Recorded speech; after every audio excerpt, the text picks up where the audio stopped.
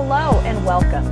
Welcome to the Blessed Podcast, where we join Jesus where he is already at work, where we live, learn, work, and play. At Love KC, we believe that every person should hear the good news of Jesus from a friend. If that's going to happen, it will take all of us. The letters BLESS in the Blessed Podcast stand for begin with prayer, listen to God and to those around you, eat together, serve, and share. Share your story and share his story.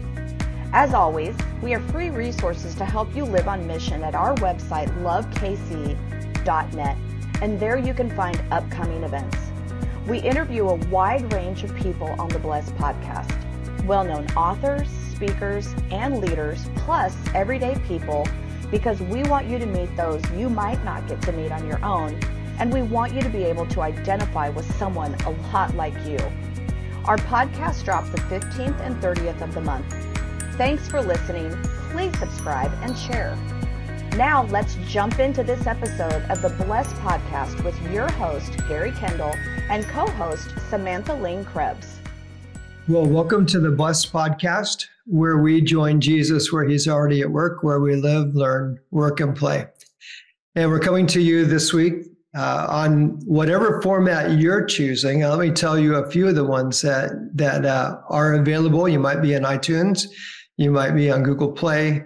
You might be on YouTube. You might be on our Facebook page, Love KC, Living on Mission, or maybe another one, because there's a lot of them out there. But for whatever format you're on, let me just say welcome.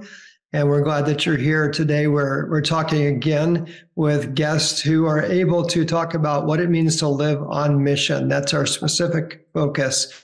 And let me welcome Lauren Fraser. Lauren, thank you for joining us today. Thank you for having me. We're so glad that you're here. And I know, Samantha, you're going to dive in a minute, but let me welcome Samantha Lane Krebs, who's my co-host. Hi, Gary. Good to be here. Yeah, Samantha leads a ministry called Asian Expression and is also an important part of the Love KC team. And we team up for this Blessed Podcast. And our stated desire is that people who are listening to the podcast could find God's call on your life and understand it's just as important as any call that a minister or a missionary might have. And all of us are called. And all of us need to find our place in the work that God leads us to do. So we bring on guests who can illustrate that for us by telling their story. And Samantha's going to introduce our guest today, Lauren Fraser. So Samantha, I'll turn it over to you. Yes, it's my absolute pleasure and honor. Lauren is a dear friend, a mentor, and definitely a mother in the faith to me, and I know many others. So she is a proud mother of 4 children, 11 grandkids, one set of twins in there, the founder of the Daniel Academy and the co-founder of Influence, and is now earning her master's in public administration and nonprofit leadership with Cornell University to do city transformation work in Kansas City. So Lauren, thank you so much for your time. Thank you for being here. We're excited for our listeners to hear your story and to inspire them to live on missions. So absolutely. That's great.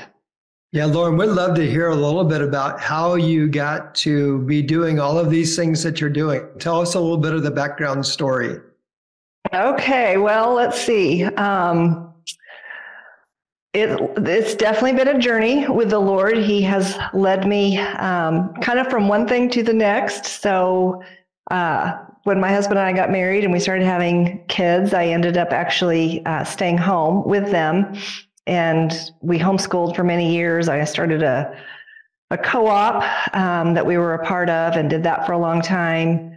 Had a little crazy side business. A little caveat here. So my husband, we both have been in business and in ministry, kind of back and forth. Even at the same time, really through our whole lives. But my husband had started a giant tech company when I was homeschooling our kids, and hit the tech boom and then hit the tech crash. And so after that, he was looking for what was kind of the next gig. So he ended up buying these 3 little companies. And our goal was actually that we were going to train people up, to have the skills to be able to run these companies, and then they would buy it from us and they would be their companies. So just a silly story, because this was in the middle of my crazy homeschooling years. So I should say we, but really he bought this ladies workout express gym. Right. And we had this great gal that was, all set. She was kind of a bodybuilder and loved the Lord and wanted to make a difference. And so we bought it for her to run. Well, pretty soon in, we realized, this wasn't going to work. She said, I never even believed in this kind of fitness program anyway. So we're like, okay, so now we own a business that Bob is not allowed to go into. It's me and my 4 little kids that were, going in. So that was kind of my thrust into business. But again, it's like the Lord so used it. I was able to really just bring him in, and the gals that were there running it as the managers actually became Christians. And that's wonderful. So it was just a great journey. And then from there, I started the Daniel Academy, which is a K-12 private Christian school, preschool now as well, 17 years ago, and ran that for 12 years, and then passed that off. And now, like Samantha was saying, I'm working on my master's and really focused on city transformation in Kansas City. So yeah, it's exciting. Let me ask you a question. Sometimes I'll hear the phrase, we can blur the line between the secular and the sacred, when people are talking about how that in the business world, there is certainly a sacred part. And I just wonder if you'd speak to that a little bit from your experience. Well, absolutely. I feel like I personally have encountered the Lord and grown in his skills in the marketplace far more than, and going to my church on Sundays. Mm-hmm. So I feel like the Lord really wants to meet people everywhere that they are, including a women's gym and a school and, all these different arenas. There's just so many opportunities to bring the Lord's heart and also his ways in, just to help people wherever they are on their journey and speak life and truth and be that example of somebody that loves the Lord and loves them. So yeah, that's great. I've heard you reference the spheres before, and I know what you mean when you say that. But if you were to describe to someone who's maybe listening today, they don't know what the spheres of the culture or community are. You don't have to name them all, but maybe explain the concept. Yeah, well, there's kind of a saying that it's like the 7 spheres or the 7 mountains, and really what that means are the areas of our society that have the greatest impact on our culture. So there's probably more than 7, but it's kind of boiled down into, government is one, the church is one, family is one, education is one, arts and entertainment. I can't remember what else I'm missing, but basically that people that are bringing change and bringing values to the culture. Some of them are good and some of them aren't good. And so I think for us as Christians, realizing that, 97% of us are not called into full-time ministry. Absolutely. As a pastor or as a missionary, that we're really called to be lights wherever the Lord sends us. And so. Totally. You're preaching the same sermon I preach all the time. Everyone is called. We're all gifted. That God has a desire to use every one of us in some way inside of the greater culture. Just Adam and Eve were called to manage the garden. No work started before the fall. God already had them working. And right. There wasn't any organized church at that point in time. Everybody had something to do for God and for the building of his kingdom.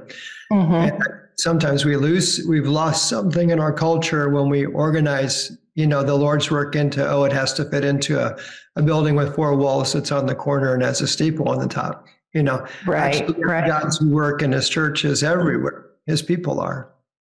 Right. I love that. Yeah, Lauren, I mean, as a mom, I only homeschooled for 2 years with one child. And so when I hear you homeschooled 4, and it sounded like kind of in the midst of it, the Lord was already stirring kind of the birth of the Daniel Academy. Can you share, with us a little bit that journey? When you're a homeschool mom, you're already overwhelmed, trying to stay on top of your own kids. Like, how do you even birth a vision and actually do it? I mean, that just sounds to me like crazy, but I'm sure. Well, the whole thing was pretty crazy. Honestly, I never in a million years had thought that I would start a school. That was not on my radar at all. And I did homeschool. Our kids, we did some different things. We actually have done everything. At one point in time, we've done public and Christian private and Catholic private and homeschooling. So we've kind of done the gamut. And but I had actually graduated my older 2 children. So I just had my younger 2 that were going into high school. And this friend of ours who is, just an amazing man. He really hears the Lord. And he had heard the Lord tell him the Lord said, tell Lauren to start the Daniel 9:23 school. And he wrote this down as a note. He and my husband were on a ministry trip, and he slid it under my husband's door, and I still have the note. And I was just taken aback because I knew that Daniel 9:23 was kind of a life verse and kind of for this next generation of families coming forth, where they, in Daniel 9:23, it talks about, when Daniel's praying and fasting and realizing that it's time for the Israelites to go back into the promised land. And so he's fasting and praying, and Gabriel comes to him, and there's kind of 5 pieces which I've mined out of this scripture, but really a generation whose first response is prayer. Like, we really are training our children that God is so present, he's so available, and he's right there, and that he's going to answer, like he's going to send angelic help. He's going to answer us. He's going to help us, that we're highly esteemed and greatly beloved. Just really having that identity with the Lord, and then understanding the message and seeking the vision that the Lord, I think really what you're just saying, Gary, the vision of going out and sharing this with everybody in all walks of life. So that was kind of the beginning. And because my boys were in high school, I thought, well, I'm going to start K-12 then, because they've got to be a part. So it was absolute chaos. We started with 185 kids, and I'd seen all these names on these papers, and then they all come, and it's like, there's giant bodies everywhere. And it was crazy, but it was just so precious. Like, I knew this really mattered to the Lord. We had a lot of lower income families that, were able to really join and get their needs met, a lot of missionary families. And so it's just been a blessing. It's, challenging, crazy, and fun, all wrapped up. I love your courage. You hear a word from God and you jump right in and go for it. I love that faith. Amen. God loves that kind of faith too. I'm really curious, and you and I talked about this on the day that I got to visit with you about the City Beautiful, but I would love for our listeners to let you cast a vision for, first of all, what does that mean, and what might that look like over time if that vision begins to become reality? Yes. Well, it's interesting, the verse in Hebrews 11:10 has just been one that's really marked my husband and I our whole lives about, the Lord looking for a city whose foundation and builder, architect is God. And so I've carried this heart for many years over our city, over all of our cities, but really over Kansas City. Seeing just the lacks and the needs. And I kind of drug my kids around, and we volunteered all when they were growing up in all kinds of different places, and just met all kinds of wonderful people, but very, very aware of the needs in our city. And so when I passed the Daniel Academy off, I felt like it was probably time for me to step into more of that role in our city. And I happened really by it seemed just happenstance, but I'm sure it was the Lord. I saw this ad that was scrolling, and I hadn't really even started looking that much for master's programs yet. But this one from Cornell came through, and it said, in this era of history, with the needs that we're facing in our cities, it's going to take our public and our private and our nonprofit sectors joining together to really making a difference. And totally believe that. Yes. And it was like just one of those arrows where I was like, okay, this is really where we're headed. So with that, we've started City Beautiful, and it really is around that goal, is to bring together these 3 different spheres. There's so many amazing people in our city doing really wonderful things. A lot of them are very siloed. I think a lot of people don't really know what the people right next to them are doing. So it's really trying to gather together some of the thought leaders, and we're having just at this point just some monthly gatherings around different topics. We just did one on crime and violence and had some real leaders in our city come and speak on that. And our next one in October is going to be on education, kind of the state of education in our city, as well as some innovative models that are coming forth for new schools, and really recognizing some heroes in our city that have plowed the ground for decades without any recognition, but finding those people and, joining with them. And to me, City Beautiful is really linking arms together with all of the different ones in all the different spaces that are doing things to help others, and just hoping to, expand our efforts more quickly by doing that. Yeah. Yeah, that's so good. I love that. And we're on the same page there. Yes.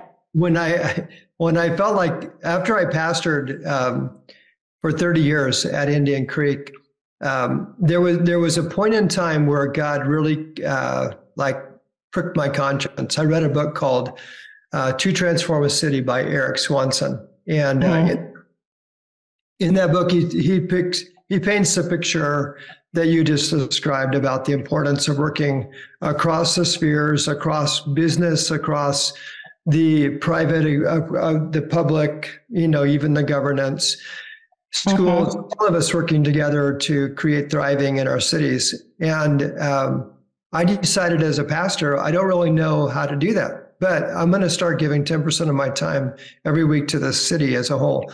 I started thinking about not just the church I pastored.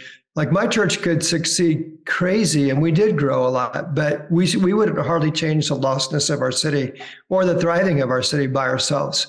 And so at some point I realized, what am I doing? If I have another decade to give or whatever, if I have a 4th quarter in my life, I start calling it, I want to try to make a difference in our city as a whole. How would I do that? I really felt like it was a conviction from God.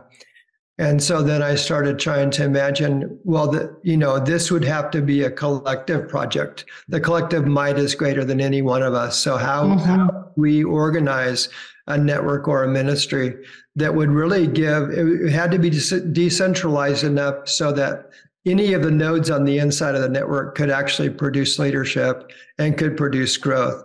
And in a sense, everybody owns it.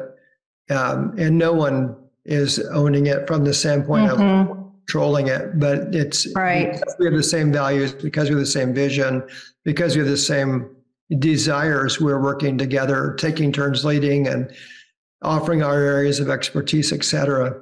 And, it took me years to discover that. I went to China 17 times.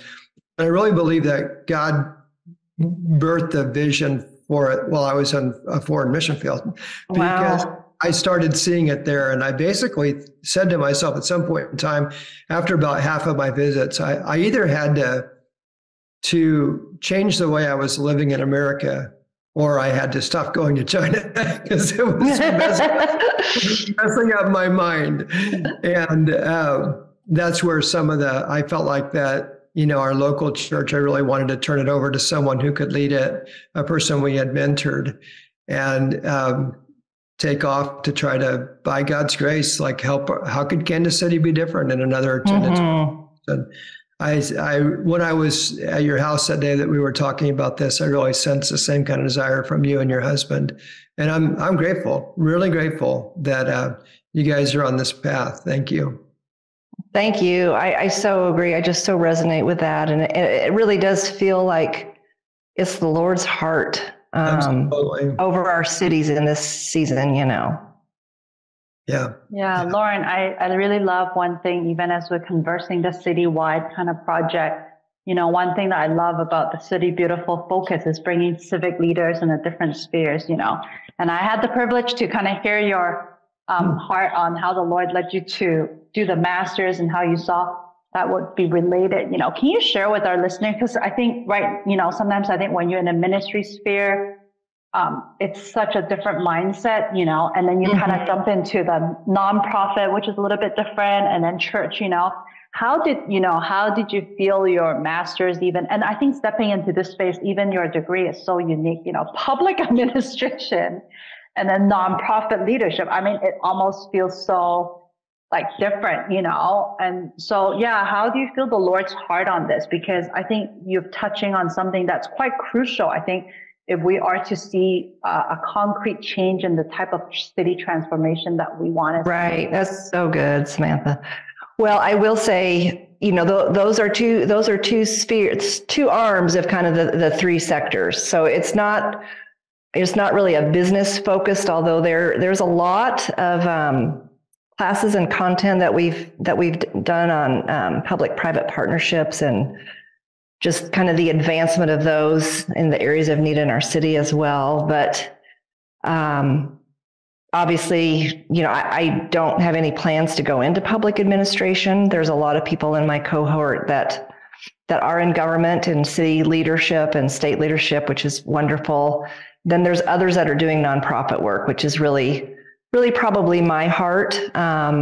But to gather the leaders from all the spheres. So I actually had the privilege last year of getting to meet with our city manager in Kansas City, Brian Platt, and just an amazing man that is just so clearly chosen by the Lord. He's got such a heart for our city and to see change. And he really opened wide the door and said, listen, we need strategies. If we've got things that work, we can totally get behind it. And so it was just such a lift to me to think, there's people in every spot, in every place that are really wanting the same things. And so I think as gets to be more momentum around, just the different ministries, the different opportunities, the different people, I think we'll see lasting change. Yeah, you mentioned one thing you're excited about. I was going to ask you a question related to that about if you had a bright spot, in the last year or so, what would a bright spot be, or something you could point to and go, yeah, that makes me feel like what we're doing really matters, or that it has potential? That's a really great question. I think for me, it has probably been in this master's program. Obviously, I'm older. I'm in my early 60s now. And so going back to school with all these, That's not old. I know, but all these precious ones that are Samantha's age and I know these kids, and older, and just seeing the way that I have been received and really valued. And I think I've got a gift. I think one of my main spiritual gifts is encouragement. I just love to encourage and cheer people on. And so I've just been really me, just authentic. But seeing these people, I don't think any of them are believers. There's maybe one person, but they have been really impacted by my life and my faith, which I haven't, hammered on anybody, but I'm also open. And I think to me, it just gave me real confidence in just that the Lord is really in this. It's not about us versus them. It's about loving people and encouraging them on their journey and taking the gifts that we've been given and, multiplying those. So, yeah. What would you say to a person who maybe they're working in their job and they're fairly comfortable with that? They're probably going to their church and, feeling like they're making some kind of contribution there. But what if they're having some kind of thoughts of, I wonder if there's more, or I wonder if I should branch out and do something in the spheres or in a lane like we're serving this city beautiful, what would you say to that person? Well, I think looking back at my own life, there's been kind of two governing thoughts. One is that there really are seasons to life. You can't do everything in the same season. You can't, True. Lead a church and lead a business and lead a ministry and lead a family all in the same season. So, I never want people to feel pressure like you're not doing enough, because I know, a lot of our precious moms are drowning as is. And the work that they're doing is fabulous and wonderful and enough. But as the Lord does begin to expand and give more capacity and more time, there's just so many ways to get involved. And, so I do think what you're doing in the city, Gary, is just phenomenal. And there's so many different ministries that are really making an impact. And I think it would be easy just to hook up with one of those and volunteer a little bit and just start seeing, what's out there, seeing kind of where your heart is drawn and, where your gift mix fits and how to love others. I think it's great with kids as well. When my kids were little bitty, we did the Meals on Wheels program. I don't know if you've heard of that, taking of course, food to the shut-ins and to the elderly. And it was so much work because they were all little and I had to go pick up these food and these giant, ice boxes and then haul that and all the kids. And, and I don't know how great the takeaway was, honestly, but even then it was like, I was just trying to show like, there's more than our little family and there's more people that don't have anybody that loves them. I mean, that was like the highlight of the week for these elderly people to see these little kids come and they loved them, and so I think there's always little ways that we can serve. And then as you get more time and capacity, there's probably bigger ways to serve. Yeah. I love that. Thank you, Lauren. I didn't expect the props, but thank you. Well, it's amazing. Honestly, when I met you, Gary, that was pretty early on in my journey into the Masters and into City Beautiful. And it just gave me so much courage, like, oh, wow. Okay, Lord, you're about this. This is not my idea that I have to figure out how to pull off. It's like, no, you're doing this. I just need to jump on the train and do my part. So all across the city, we run into people who have this vision. And I'm sure it's because the Holy Spirit's giving it to so many people. It took me a long time to think about the city instead of just thinking about a church. But if you go back and you look into the Old Testament and the New Testament, we see cities mentioned so many times more than churches. Like I never knew. It was like one day I woke up and went, oh my goodness, look how many cities are named through the Old Testament and the New. And how that their cities have personalities. Cities have strengths and weaknesses, like in the letters to the churches of Revelation. Every one of them had things they were commended for, and except for Philadelphia, things that they were chastised for. And then there were things God wanted to do in cities. And, so I'm very much a church person. I love the local church. I think the local church is the hope of the world, as long as we consider it's the Big C church and it's the individuals that make up the church, not just the building or the brand or the pastor or, the program. But all of those things can be good and useful, but God cares about cities and he really wants cities to thrive. So I think you're onto something really special and I'm glad you're on that trail. Well, the whole phrase that we've now coined is the City Beautiful. I love that. That actually came out of, the 1850s in Kansas City. I wondered if you knew that story. Okay. So I wondered. Our city was very war-torn and had a lot of need, a lot of division. And the pastor's name has just now slipped me, but there was a, local pastor here that preached this series of sermons and he called it the City Beautiful series. And it really was this, it was going out into every sphere, bringing the Lord, bringing transformation. And so when I read that, I'm like, this is already city, Yeah, he was way ahead of his time. Yeah, he was. I read that in the Spiritual Roots of Kansas City. Yes. The book that details the history of the church in Kansas City by Annika Bergen. Yes. Yeah, And Bill very High. cool. Yes. Bill High, right? Yes. Uh-huh. Very good. So I love the synergy that is happening. And I think it's such the Lord's heart for us to collaborate and to unite.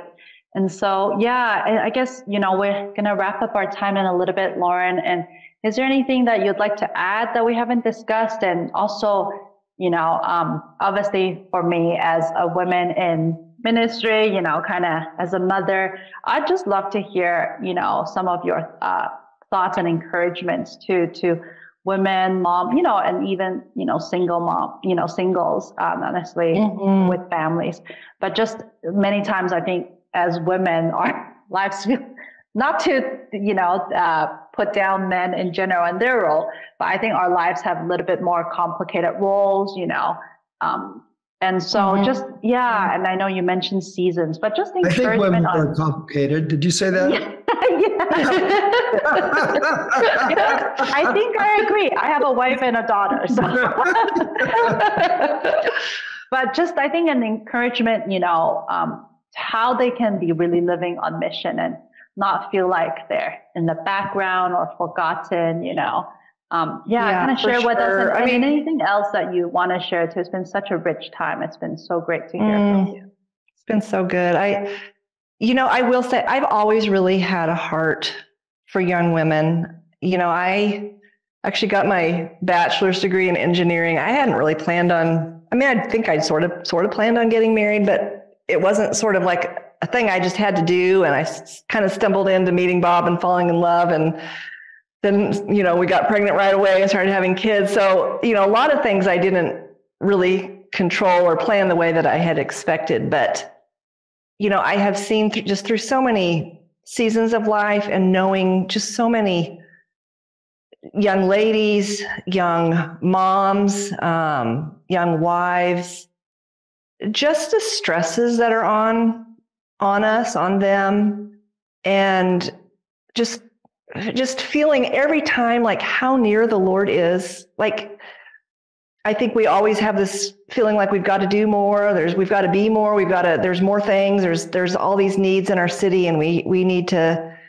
help. And I do agree with that. I think that's a good thing to keep as, sort of a lens that we view our world through. But I also just feel like there's so much love and joy that the Lord has in our journeys. He is the grand orchestrator of our lives, and He will tie everything together in the perfect season. And everything that we do, wherever we go, or, we go to the bank or we go to my little gas station around the corner, these are like my favorite friends. 2 of them are homeless. The guy at the cash register really has no teeth, and he loves me and I love him. And it's like, this is my community, and I can't put them into a house. I can't pay their bills. Every now and then I'll slip them a 20, but just having the eyes around us that, wherever we are, we can make a difference. We can encourage somebody. We can pray for somebody. I love to just go through a drive-through line and say, hey, can I just pray for you for something today? And, just be us, be who the Lord made you, live in your own skin in an authentic way, and trust that the Lord has got you and your entire life and all of your seasons and your kids, and then now your grandkids. He's well able to do that. So. Wow, that was a phenomenon. I think that actually applied to men too, right, Gary? Yes. We always talk about that loving your neighbor is the best way to share God's love in the world. We talk about the Great Commission when it says to go into all the world and, make disciples, but it doesn't really tell how, but the Great Commandment does tell how. It says start with so right where you live, be a representation of Christ.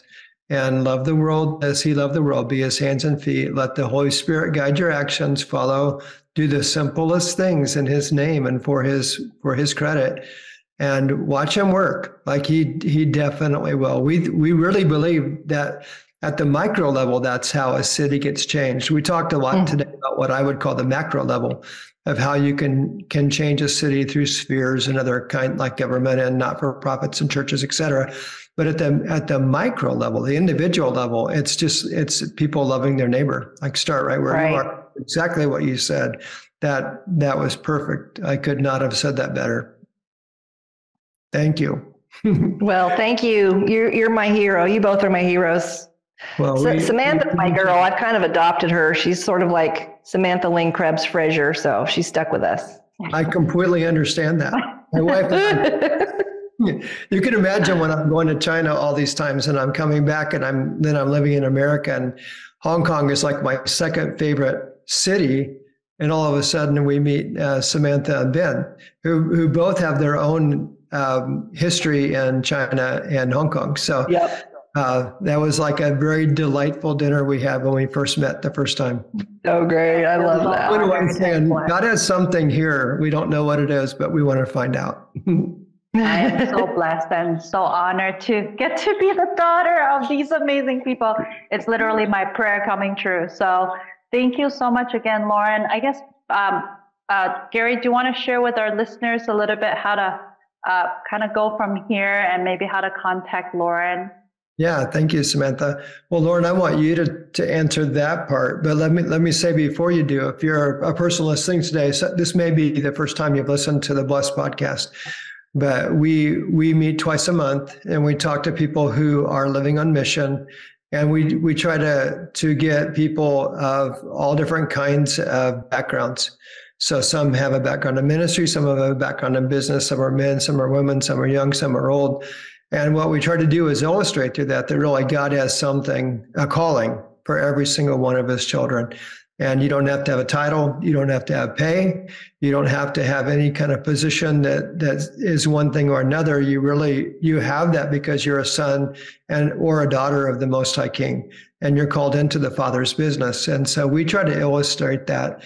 You can share. It's easy to share through a couple different ways. So on iTunes, you can always share just by sending the link. You can do the same thing on YouTube.